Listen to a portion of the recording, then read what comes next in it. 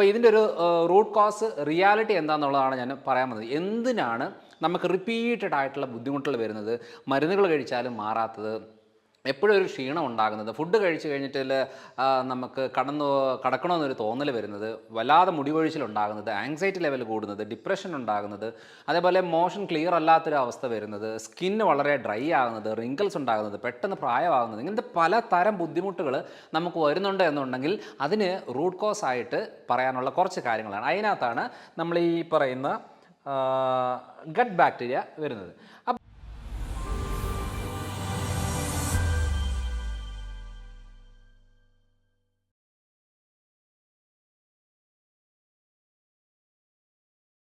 Hello everyone, I'm doctor Manoj Johnson, lifestyle physician, John Marian hospital, പാല.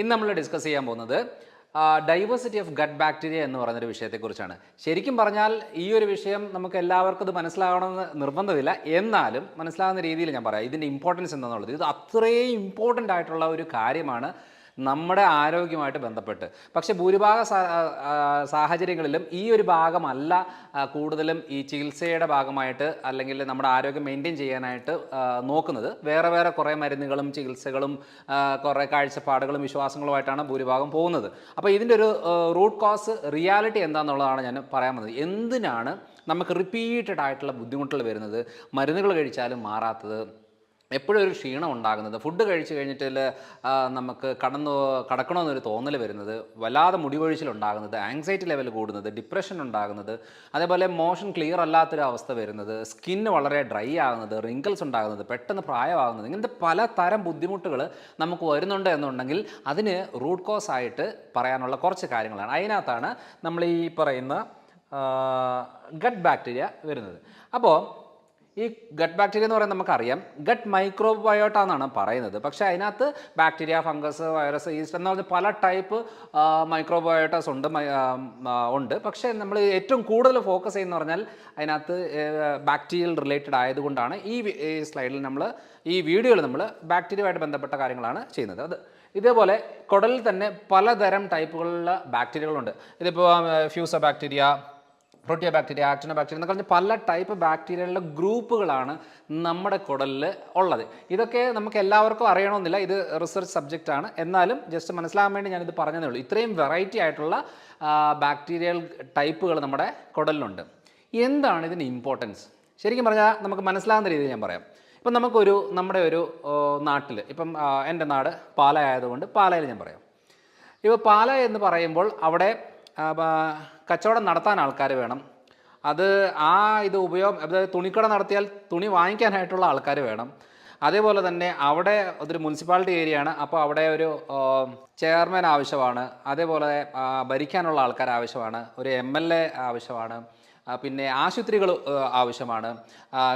അതായത് നമ്മുടെ നാട് clean ആക്കാനായിട്ടുള്ള cleaning PWD department ആവശ്യമാണ്, police department ആവശ്യമാണ്, ഡോക്ടർമാർ ആവശ്യമാണ്, ഒത്തിരിയേറെ. അതായത് ഒരു മെയിൻ സ്ഥലത്ത് ഇത്രയും ടൈപ്പ് ആൾക്കാർ വേണം. ഇതിനകത്ത് ഇപ്പം പോലീസ് ഡിപ്പാർട്ട്മെൻറ്റ് ഇല്ല എന്ന് വെച്ചോ, ആ നാടിൻ്റെ അവസ്ഥ എന്താവും? ഭരിക്കാനുള്ള ആൾക്കാരില്ലെന്ന് വെച്ചോ, ആ നാടിൻ്റെ അവസ്ഥ എന്താവും? തുണി മേടിക്കാനുള്ളത് പക്ഷേ വിൽക്കാനുള്ള കടകളില്ലാന്ന് വെച്ചാൽ ഒന്ന് ആലോചിച്ച് നോക്കിക്കേ. അപ്പം രോഗികൾ ആവശ്യം പോലെ ഉണ്ട്, ആശുപത്രി ഇല്ലെങ്കിൽ ഒന്ന് ആലോചിച്ച് നോക്കിക്കേ. അപ്പോൾ ഒന്നും കുറഞ്ഞും കൂടിയും ഇരിക്കാൻ പാടില്ല. എല്ലാം ഒരു പ്രൊപ്പോസൽ ഇരുന്നെങ്കിൽ മാത്രമേ ആ നാട് നല്ല രീതിയിൽ പോകത്തുള്ളൂ. ഇതേപോലെയാണ് കുടലിൻ്റെ കാര്യം. കുടലിനകത്ത് ഓരോരോ ജോലി ചെയ്യാൻ, ഓരോരോ കാര്യങ്ങൾ ചെയ്യാനായിട്ട് ഓരോ ടൈപ്പ് ബാക്ടീരിയകൾ ആവശ്യമാണ്. അപ്പോൾ ഇതെല്ലാം ഈ കൂടുതൽ ഡൈവേഴ്സിറ്റി ഉണ്ടെങ്കിൽ മാത്രമേ നമുക്ക് ആരോഗ്യം എന്ന് പറയുന്നൊരു കാര്യം നടക്കത്തുള്ളൂ. ഇല്ലെങ്കിൽ ഏതെങ്കിലും ഒരു അളവ് കുറഞ്ഞു കഴിഞ്ഞാൽ, ഏതെങ്കിലും ഒരു അളവ് കൂടിക്കഴിഞ്ഞാൽ അതായിരിക്കും ഏറ്റവും കൂടുതൽ ആരോഗ്യ പ്രശ്നം ഉണ്ടാക്കുന്നത്.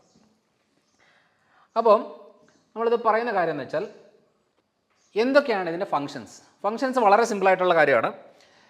ആദ്യം എന്ന് പറയുന്നത് നമ്മളൊരു ഫുഡ് കഴിച്ചു കഴിഞ്ഞാൽ ഈ ഫുഡിനകത്തുള്ള പോഷകങ്ങളെ വലിച്ചെടുക്കാനും ഉപയോഗപ്പെടുത്താനും പല കാര്യങ്ങൾക്ക് വേണ്ടിയിട്ട് ട്രാൻസ്പോർട്ട് ചെയ്യാനൊക്കെ ഹെൽപ്പ് ചെയ്യുന്ന ഒരു ഫങ്ഷൻ നമ്മുടെ ഈ ബാക്ടീരിയ ചെയ്യുന്നതാണ്.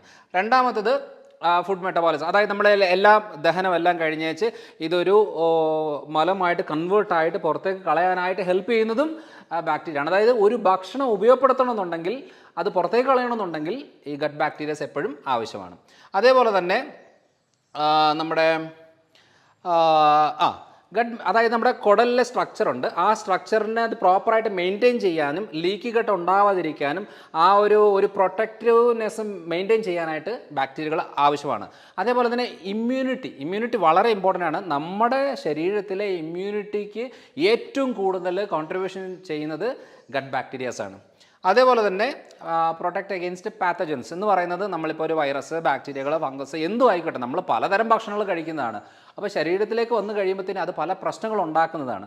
അപ്പോൾ അതേപോലെ തന്നെ പുറത്തുനിന്നുള്ള പല രീതിയിലുള്ള ബുദ്ധിമുട്ടുകൾ വരുന്നതാണ്. ഇതൊക്കെ ഇതിനെ പ്രൊട്ടക്റ്റ് ചെയ്യാനും ബോഡിയെ ഒന്ന് ഹെൽത്തി ആയിട്ട് മെയിൻറ്റെയിൻ ചെയ്യാനായിട്ട് ഈ പറയുന്ന ഗട്ട് ബാക്ടീരിയാസ് വളരെ ആവശ്യമാണ്. ഇപ്പം ഞാൻ മെയിനായിട്ടും അതിനൊരു സ്റ്റഡി ഞാൻ കാണിക്കാം. ജേർണൽ ഓഫ് ഇമ്മ്യൂണോളജി റിസർച്ചിൽ വന്ന 2019 the dynamic interplay between the gut microbiota and autoimmune diseases. ഞാൻ നേരത്തെ പറഞ്ഞു, ഒരു നാട്ടിൽ പോലീസുകാർ വേണം, ഭരിക്കാൻ ആൾക്കാർ വേണം, പണിയെടുക്കാൻ ആൾക്കാർ വേണം, മേടിക്കാൻ ആൾക്കാർ വേണം. അതേപോലെ തന്നെ പല പല പല ആൾക്കാർ കറക്റ്റായിട്ട് അളവിലുണ്ടെങ്കിൽ മാത്രമേ ആ ഒരു നാട്ടിൽ കറക്റ്റായിട്ട് രീതികൾ പോകത്തുള്ളൂ. പക്ഷേ ഈ പറയുന്ന ഗട്ട് മൈക്രോബിൽ ഇപ്പം ചികിത്സ ഇല്ല എന്ന് തന്നെ പറയാം. ഈ ഓട്ടോ ഇമ്മ്യൂൺ ഡിസോർഡേഴ്സ് ആവശ്യം പോലുണ്ട്. എന്ന് വെച്ചാൽ സ്വന്തം ശരീരത്തിലെ പ്രതിരോധ ശക്തി സ്വന്തം ശരീരത്തിലെ നല്ല കോശങ്ങളെ ഡാമേജ് ചെയ്ത് അതിൻ്റെ ഭാഗമായിട്ട് പല രീതിയിലുള്ള ആരോഗ്യ പ്രശ്നം ഉണ്ടാകുന്നു. ഫോർ എക്സാമ്പിൾ ഈ പറയുന്ന വിറ്റിലിഗോ, വെള്ളപ്പാണ്ട്, lichen planus, thyroiditis condition, rheumatoid arthritis, joint പെയിൻസുമായിട്ട് ബന്ധപ്പെട്ട കാര്യങ്ങൾ, ക്രോൺസ് ഡിസീസ്, അങ്ങനെ പലതരം ഓട്ടോ ഇമ്മ്യൂൺ ഡിസീസുകളുണ്ട്. ഇതിനൊക്കെ എല്ലാ ഇമ്മ്യൂണോ സപ്രസൻസോ അല്ലെങ്കിൽ സ്റ്റിറോയിഡ്സോ എടുത്തുകൊണ്ട് ഇരിക്കാം എന്നുള്ളതല്ലാതെ ഇതിനൊരു സൊല്യൂഷൻ കിട്ടുന്നില്ല. അപ്പോൾ എന്തുകൊണ്ടാണ് ഇത് ഉണ്ടാകുന്നത് എന്നുള്ള കാര്യത്തിന് ഏറ്റവും ബേസിക് ആയിട്ട് നമ്മൾ പറയുന്ന പല കാരണങ്ങളും ഒരു മെയിൻ കാരണം എന്ന് പറയുന്നത് ലീക്കി കട്ടാണ്, കുടലിലെ പ്രശ്നമാണ്. അതിലും ഈ പറയുന്ന ഗട്ട് മൈക്രോബയോട്ട ആണ് ഏറ്റവും കൂടുതൽ ഈ പറയുന്ന ഓട്ടോ ഇമ്മ്യൂണിറ്റിയൊക്കെ ഉണ്ടാക്കാനായിട്ട് ഇതിൻ്റെ അളവ് കുറയുമ്പോഴും ചിലതിൻ്റെ അളവ് കൂടുമ്പോഴും ഒക്കെ ആയിട്ടാണ്. അതായത് നല്ല ബാക്ടീരിയകൾ വേണം, ചീത്ത ബാക്ടീരിയകളും വേണം. ഇതിൻ്റെ അളവ് അങ്ങോട്ടും ഇങ്ങോട്ടും വേരിയേഷൻ വന്നാൽ അത് ശരീരത്തിന് ഡാമേജ് ഉണ്ടാക്കുന്ന എന്ന് പറയുന്നൊരു സ്റ്റഡിയാണ് ഞാനിപ്പോൾ ജസ്റ്റ് ഇത് കാണിച്ചത്. അതേപോലെ തന്നെ വേറൊരെണ്ണമാണ് നമ്മുടെ പബ്മെഡിൽ വന്നതാണ്, effect of gut microbes on nutrient absorption and energy regulation. അപ്പോൾ നമ്മൾ എത്ര പേരെ പറയുന്നത് ഞാൻ നല്ല ഭക്ഷണം കഴിക്കുന്നുണ്ട്, ഞാൻ സപ്ലിമെൻ്റ് എടുക്കുന്നുണ്ട്, നല്ല ലൈഫ് സ്റ്റൈലാണ്, എല്ലാമാണ്, പക്ഷേ എനിക്ക് ക്ഷീണമാണ്, എനിക്ക് വേദനകളാണ്, എനിക്ക് ജോയിൻസിന് ബുദ്ധിമുട്ടാണ്, എനിക്ക് രാവിലെ എഴുന്നേക്കാനായിട്ട് പ്രയാസമാണ്, ഭക്ഷണം കഴിച്ചു കഴിഞ്ഞാൽ ക്ഷീണം വരുന്നുണ്ട്, പല രീതിയിലുള്ള ബുദ്ധിമുട്ടുണ്ട്, പക്ഷേ ഞാൻ എല്ലാം കറക്റ്റായിട്ട് എടുക്കുന്നുണ്ട്. അവരുടെ മെയിൻ പ്രശ്നം എന്ന് പറയുന്നത് ഈ ഗട്ട് മൈക്രോബയോട്ട ആണ്. അത് പ്രോപ്പറായിട്ട് ഫങ്ഷനിങ് ആകുന്നില്ല, അല്ലെങ്കിൽ പ്രോപ്പർ അളവിലില്ല. അതുകൊണ്ട് എന്നാന്ന് പറഞ്ഞാൽ നമ്മൾ കഴിക്കുന്ന മരുന്നുകളോ നമ്മൾ കഴിക്കുന്ന സപ്ലിമെൻറ്റോ നമ്മൾ കഴിക്കുന്ന ഹെൽത്തി ആയിട്ടുള്ള ഫുഡുകൾ അതിനകത്തുള്ള പോഷകങ്ങളെ വലിച്ചെടുക്കാൻ പോലും പറ്റാതെ വരുമ്പോഴാണ് ആ പ്രശ്നങ്ങൾ ഉണ്ടാകുന്നത്. അല്ലാതെ ഈ ഇപ്പോഴത്തെ കാലഘട്ടത്തിൽ ആരെങ്കിലും പട്ടിണി കിടക്കുന്നവരാണോ? ഇപ്പോഴത്തെ കാലഘട്ടത്തിൽ പോഷകമില്ലാത്ത ഭക്ഷണങ്ങളുണ്ടോ? എല്ലാ ഫെസിലിറ്റിയും ഉണ്ട്, എല്ലാ കാര്യങ്ങളുണ്ട്. പക്ഷേ ശരീരത്തിന് ഉപയോഗപ്പെടണമെന്നുണ്ടെങ്കിൽ ഇത് ആവശ്യമാണ് എന്നുള്ള ഒരു സ്റ്റഡിയാണ് ഇതിൽ കാണിച്ചെന്നേ ഉള്ളൂ. ജസ്റ്റ് ഒരു റെഫറൻസിന് വേണ്ടി കാണിച്ചതാണ്. ഇനി എന്താണ് ഇതിന് നമുക്കത് സൊല്യൂഷനായിട്ട് പറയുന്നത്? ഇപ്പോൾ ഈ പറയുന്ന കാര്യങ്ങൾ ഇപ്പോൾ ഒരു ലേറ്റസ്റ്റ് സ്റ്റഡിയുടെ ഭാഗമായിട്ട് വരുന്നതാണ്, അല്ലാതെ പണ്ട് ഇങ്ങനത്തെ കാര്യങ്ങളൊന്നും വലിയ രീതിയിലുള്ള ഡിസ്കഷൻ വരുന്നില്ലായിരുന്നു. പിന്നെ ഇതിനെക്കുറിച്ച് മെഡിക്കൽ കോളേജുകളിലൊന്നും അല്ല ഡീപ്പായിട്ടുള്ള സ്റ്റഡി ഒന്നുമില്ല, ഇത് റിസർച്ചുകളിൽ മാത്രമാണ് ഏറ്റവും കൂടുതലായിട്ട് വരുന്നത്. പിന്നെ ഫങ്ഷണൽ മെഡിസിനിലൊക്കെ ഇപ്പം US വളരെ കോമൺ ആയിട്ട് ഒരു എമർജിങ് മെഡിക്കൽ സിസ്റ്റമായിട്ട് വന്നുകൊണ്ടിരിക്കുന്നതാണ് ഫങ്ഷണൽ മെഡിസിൻ. അതിനകത്തൊക്കെ വളരെ കോമൺ ആയിട്ട് വന്നേക്കുന്ന ഒരു കോൺസെപ്റ്റാണ് നമ്മൾ എങ്ങനെയാണ് ഈ ഡൈവേഴ്സിറ്റി ഉണ്ടാക്കുന്നത്, അല്ലെങ്കിൽ ബാലൻസ് മെയിൻറ്റെയിൻ ചെയ്യുന്നത്, കൂടാതെയും കുറയാതെയൊക്കെ മൈക്രോബയോട്ടൊക്കെ എങ്ങനെയാണ് ബാലൻസ് ചെയ്യേണ്ടത് എന്നുള്ളതിനെ ഒരു ട്രീറ്റ്മെൻറ്റ് പ്രോട്ടോക്കോൾ, അതായത് നമ്മളിപ്പം ജോൺ മരീൻസിൽ സ്ഥിരമായിട്ട് കാലങ്ങളായിട്ട് ചെയ്തുകൊണ്ട് വരുന്ന മെയിൻ കാര്യമാണ് ഇത്. കഴിഞ്ഞ ഒരു 5-6 കൊല്ലമായിട്ട് ഈ ഒരു ട്രാക്കിൽ തന്നെയാണ് പോകുന്നത്. പല രീതിയിലുള്ള കാര്യങ്ങൾ നമ്മൾ ഫോക്കസ് ചെയ്തു. ആദ്യം നമ്മൾ ഡയബറ്റിക് ഫോക്കസ് ചെയ്തു, വെയിറ്റ് കുറയ്ക്കാനുള്ള കാര്യങ്ങൾ നോക്കി, തൈറോയ്ഡ് റിലേറ്റഡ് ആയിട്ടുള്ള പ്രശ്നങ്ങളെ ട്രീറ്റ് ചെയ്യാൻ നോക്കി, സ്കിൻ റിലേറ്റഡ് നോക്കി, അതേപോലെ തന്നെ ഇൻഫ്ലമേഷൻ, ശരീരം മൊത്തം വേദനയുള്ള കണ്ടീഷൻ, ജോയിൻറ്റ് പെയിൻസ്, ഇങ്ങനെ വെരിക്കോസ് അൾസർ, ഡയബറ്റിക് ഫുഡ്, ഇങ്ങനത്തെ പല കേസുകൾ ട്രീറ്റ് ചെയ്ത് വന്നപ്പോൾ ഞങ്ങൾക്ക് മനസ്സിലായ ഒരു സത്യാവസ്ഥ എന്ന് വെച്ചാൽ ഒരു 80% ഗട്ട് ട്രീറ്റ് ചെയ്ത് ക്ലിയർ ആക്കി കഴിഞ്ഞാൽ ഇങ്ങനത്തെ ഒരു 80% പ്രശ്നങ്ങളും പെട്ടെന്ന് ക്ലിയർ ആകുന്നുണ്ട്. അങ്ങനെയാണ് നമ്മൾ ജോൺ മരീൻസിൻ്റെ ഒരു ട്രീറ്റ്മെൻറ്റ് പ്രോട്ടോക്കോളിൽ ഭൂരിഭാഗ കാര്യങ്ങൾ നമ്മൾ ആര് വന്നു എന്ന് പറഞ്ഞാലും അവരോട് ആദ്യം ഗട്ട് റിപ്പയർ ചെയ്യുക, ക്ലിയർ ആക്കുക, അബ്സോർപ്ഷനൊക്കെ പ്രോപ്പറാക്കുക. അങ്ങനെ വരുമ്പോഴാണ് അവരുടെ കരിയാത്ത മുറിവുകൾ കരിഞ്ഞു വരുന്നത്, മുടികൊഴിച്ചിൽ കുറയുന്നത്, താരം കുറയുന്നത്, ഉറക്കം ക്ലിയർ ആകുന്നത്, വേദനകൾ കുറയുന്നത്, അങ്ങനെ പല ചേഞ്ചസ് വരുന്നത് എപ്പോഴാണെന്ന് വെച്ചാൽ ഇങ്ങനെ ചെയ്തപ്പോഴാണ്. അപ്പോൾ അതിൻ്റെ ഭാഗമായിട്ട് നമ്മളൊരു പ്രോട്ടോക്കോൾ ചെയ്തു. ആ പ്രോട്ടോക്കോളാണ് ഈ പറയുന്ന പ്രോബയോട്ടിക്, പ്രീബയോട്ടിക്, പോസ്റ്റ് ബയോട്ടിക് എന്ന് പറയുന്നൊരു കോമ്പിനേഷനാണ്. ഇത് എന്താണ് പ്രോബയോട്ടിക്, എന്താണ് പ്രീബയോട്ടിക് എന്നുള്ളത് നമ്മൾ പല വീഡിയോകളിൽ പറഞ്ഞിട്ടുണ്ട്. എന്തായാലും റഫായിട്ട് ഞാൻ പറയാം. ഈ പറയുന്ന കുടലിലെ ഹെൽത്ത് മെയിൻറ്റെയിൻ ചെയ്യാനായിട്ട് നമുക്ക് പ്രോബയോട്ടിക്, പ്രീബയോട്ടിക് ആവശ്യമാണ്.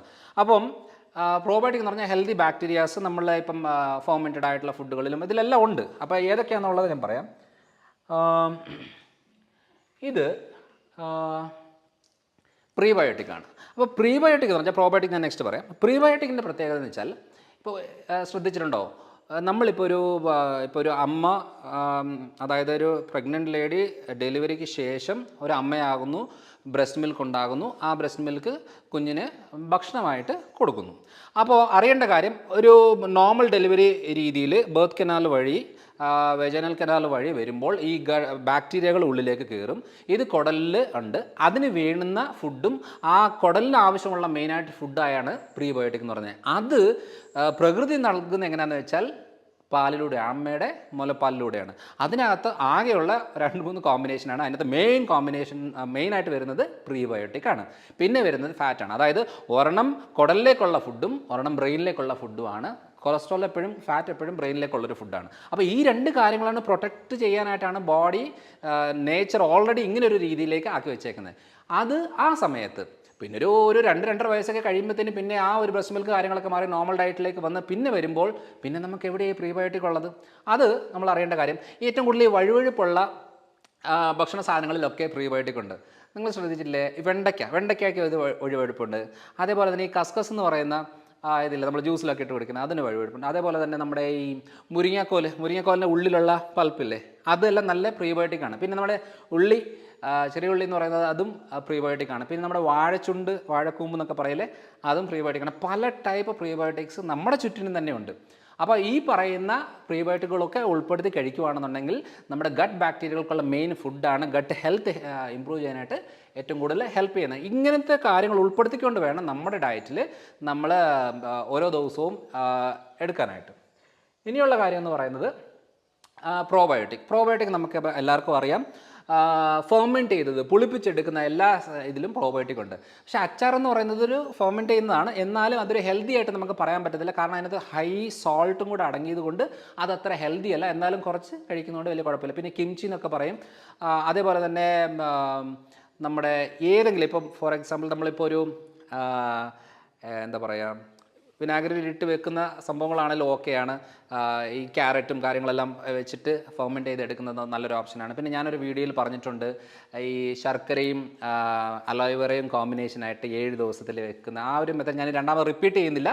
അത് ഓൾറെഡി വീഡിയോ ആയിട്ട് ഉള്ളത് കൊണ്ട് അത് റിപ്പീറ്റ് ചെയ്യുന്നില്ല. ഇങ്ങനത്തെ പല കാര്യം, അതായത് ദോശ, ഇഡ്ഡലി എല്ലാം ഫെർമെൻറ്റഡ് ആണ്. അപ്പോൾ ഈ ഫെർമെൻറ്റഡ് ആയിട്ടുള്ള ഭക്ഷണങ്ങളിലെല്ലാം പ്രോബയോട്ടിക് ഉണ്ട്.